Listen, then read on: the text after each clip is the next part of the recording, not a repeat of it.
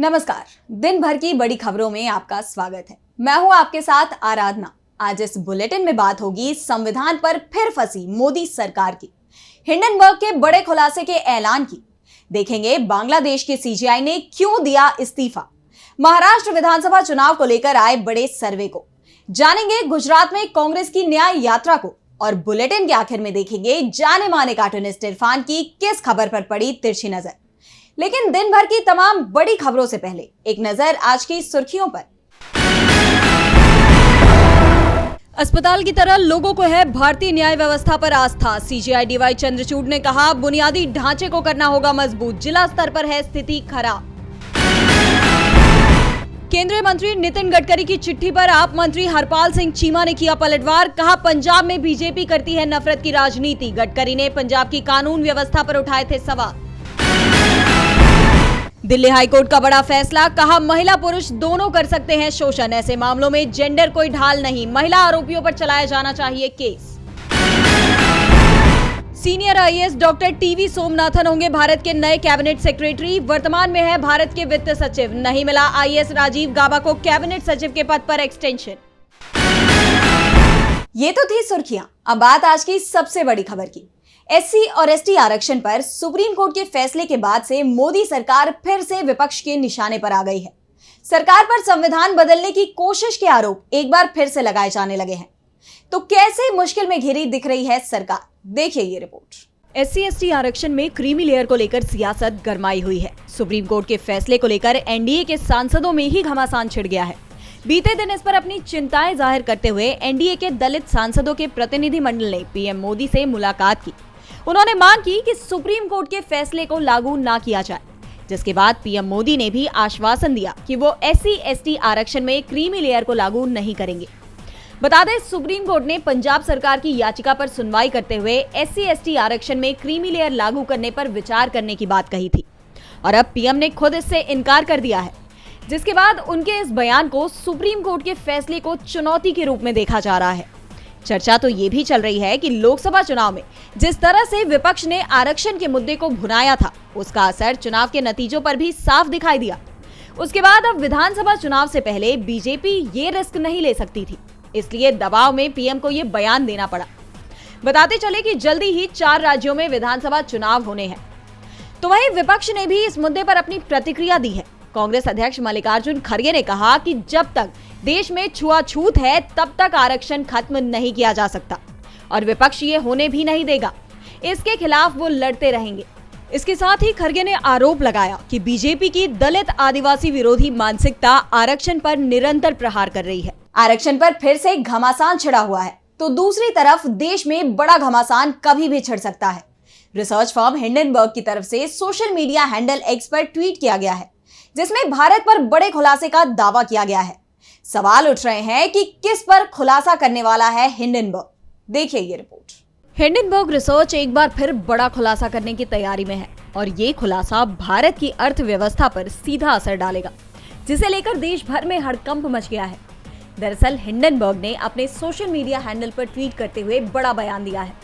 Company ने लिखा कि भारत में जल्दी ही कुछ बड़ा होने वाला है। हिंडनबर्ग के इस ट्वीट ने हर तरफ चर्चाओं का सिलसिला शुरू कर दिया है।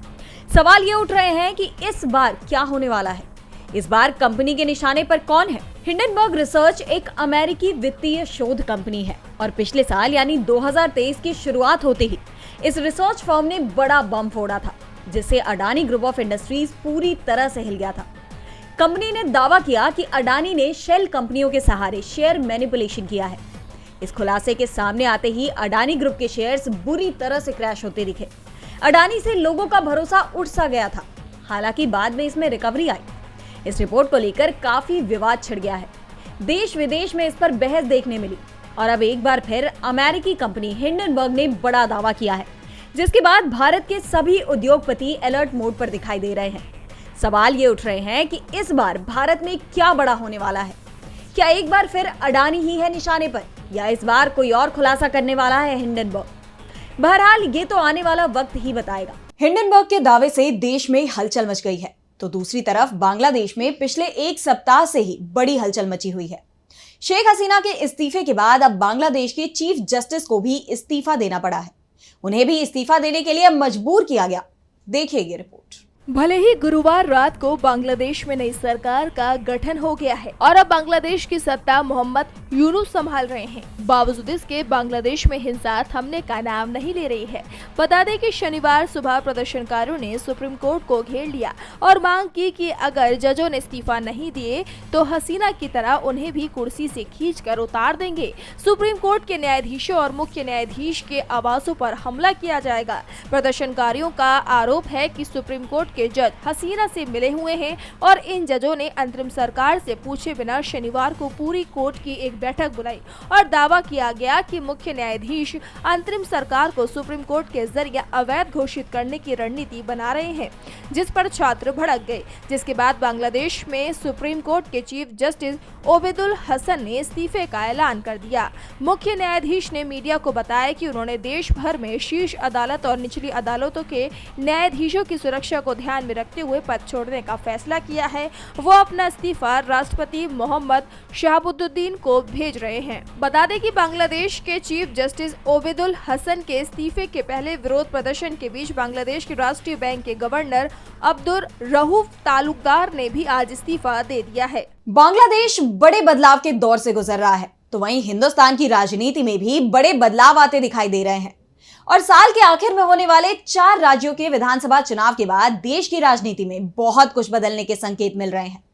महाराष्ट्र को लेकर तो जो रिपोर्ट सामने आ रही है उसने बीजेपी की नींद उड़ा दी है। तो क्या है ये रिपोर्ट? महाराष्ट्र विधानसभा चुनाव में इस बार कांटे की टक्कर का अनुमान लगाया जा रहा था। राज्य की 288 सीटों पर अक्टूबर-नवंबर में विधानसभा चुनाव होने हैं और जैसे जैसे चुनाव की तारीख करीब आ रही है वैसे वैसे सत्ताधारी महायुति गठबंधन कमजोर पड़ता दिखाई दे रहा है। हाल ही में बीजेपी की एक सर्वे रिपोर्ट सामने आई थी, जिसमें बीजेपी के नेतृत्व वाले महायुति गठबंधन को 100 से भी कम सीटें मिलने की उम्मीद जताई गई थी। बीजेपी की सीटें भी 55 से 65 तक बताई गई थी। और अब एक और सर्वे रिपोर्ट सामने आई है।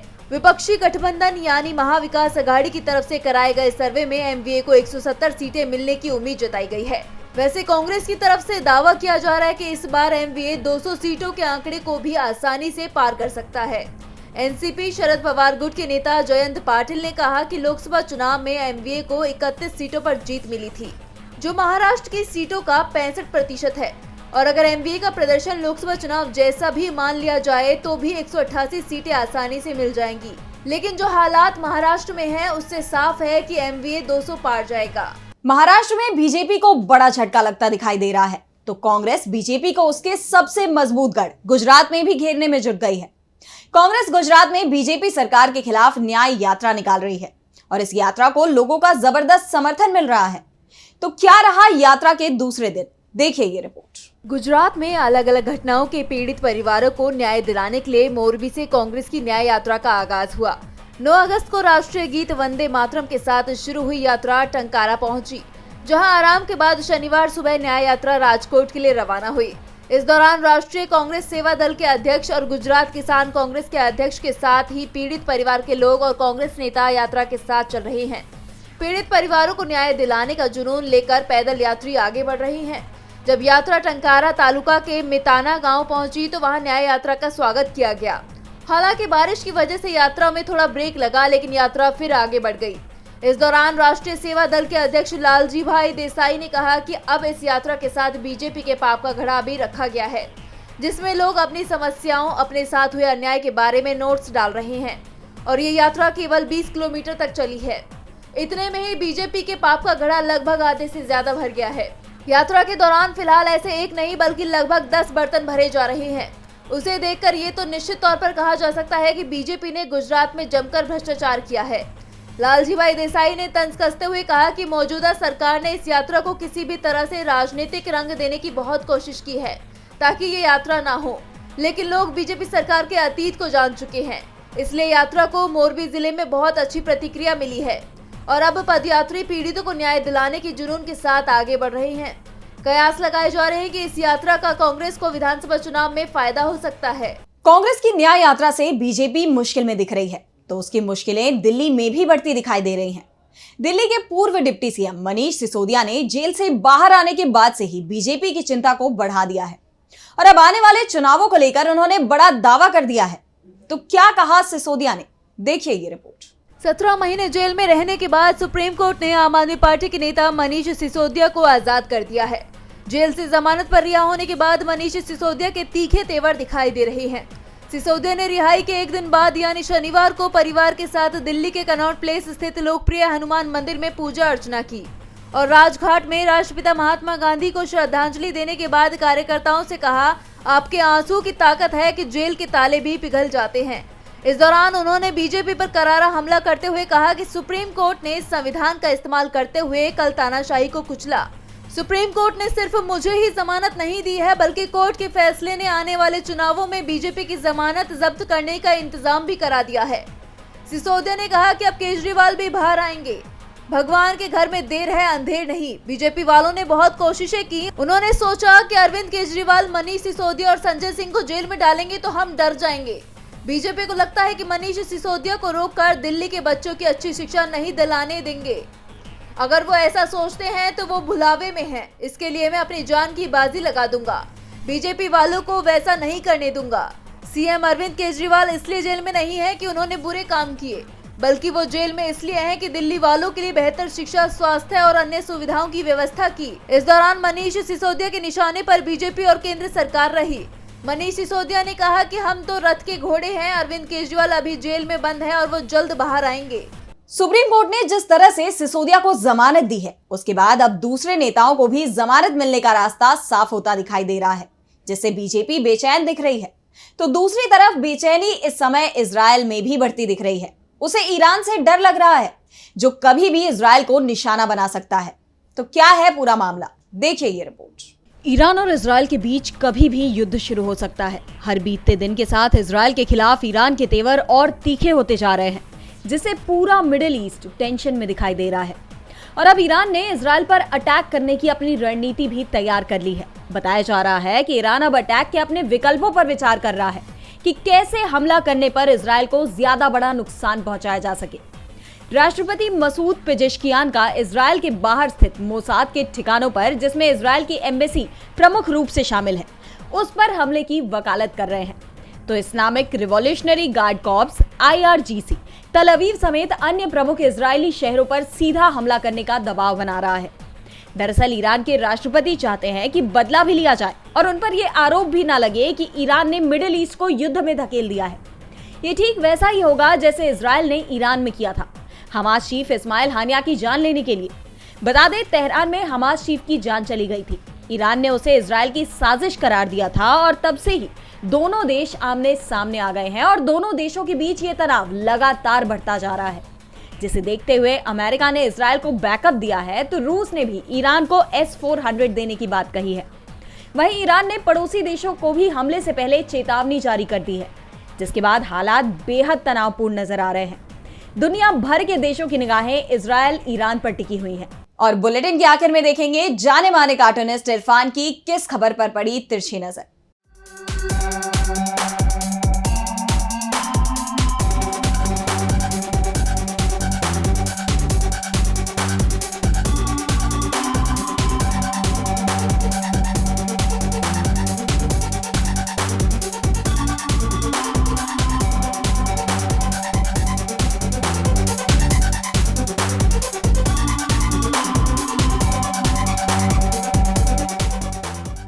किसी भी देश की सरकार अगर तानाशाह होती है तो उसमें सबसे ज़्यादा उसका कोई साथ देता है तो वहाँ की न्यायपालिका देती है। बांग्लादेश की सरकार ने, अंतरिम सरकार ने आज वहाँ के चीफ जस्टिस को उनके पद से हटा दिया। वो मुस्लिम थे। उनके रहते हुए अभी तक की प्रधानमंत्री शेख हसीना ने अपने हाल ही के चुनाव में वहाँ के विपक्षियों को जेलों में ठूस दिया था और बम्पर जीत हासिल की थी। फिलहाल बांग्लादेश में तानाशाह सरकार और जनता के बीच का खेल जारी है।